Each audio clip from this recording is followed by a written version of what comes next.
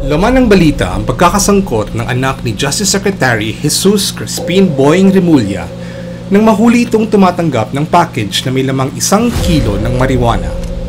Nagresulta ito sa kanyang pagkakaaresto at sa pagdedemand ng mga netizens na magbitaw sa pwesto ang kalihim.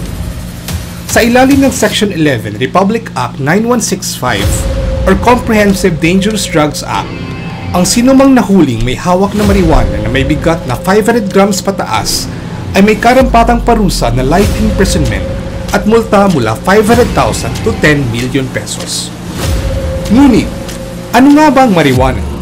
At bakit marami ang nalululong dito? Magandang araw mga kaprak! Ako si Mark Gastardo at ito ang tatalakayin natin ngayon sa Practical Pinoy. Ang marijuana ay nagmumula sa halamang cannabis. Ito ang isa sa pinakasikat na illegal drug sa buong mundo. Noong 500 BC, ginagamit na itong herbal medicine sa China. Pumutok ang kasikatan ng marijuana noong 20th century nang makapasok ang mga Mexican immigrants sa Amerika. Sinasabing dito na uso ang pag-aalaga at pagtatanim ng cannabis at nagsimula ang paglaganap ng recreational marijuana o ang illegal marijuana na mas kilala na natin ngayon. Ang naprosesong cannabis ay tinatawag na marijuana.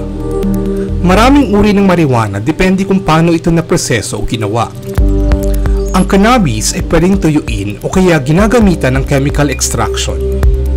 Ang 6 na pinakakilalang uri ng marijuana ay marijuana flower, kief, hashish, tincture, hash oil, at infusions.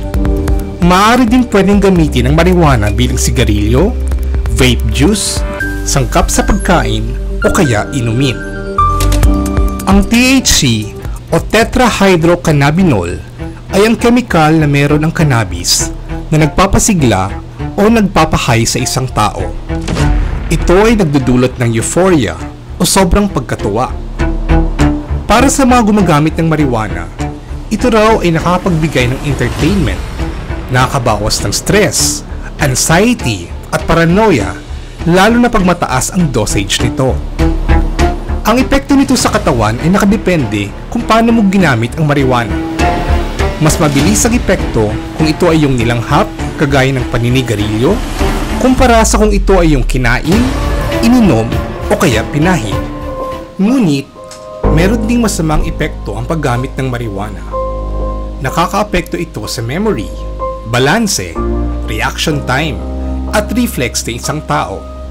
Nagpapataas din ito ng blood pressure, nakakasira ng baga, at nagpapahina ng immune system. Sa Pilipinas, tinatawag minsan ng marijuana sa pangalang 420, weed, damo, marijuana at iba pa.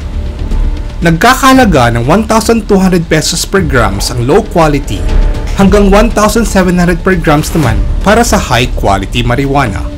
Isa sa mga kilalang personalidad na minsan na ring nalulong sa marijuana ay si John Lennon mula sa sikat na bandang The Beatles.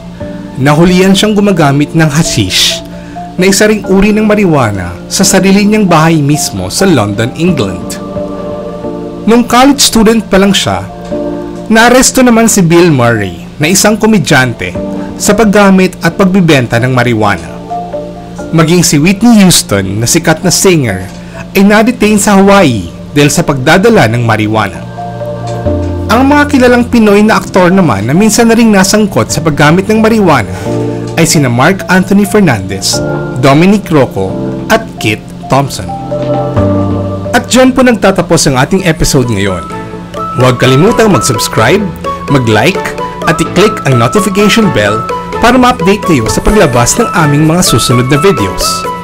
Muli, ito ulit si Mark Gastardo na nagsasabing, nabubuhay tayo hindi para bumitaw at bumigay, kundi para lumaban at matuto.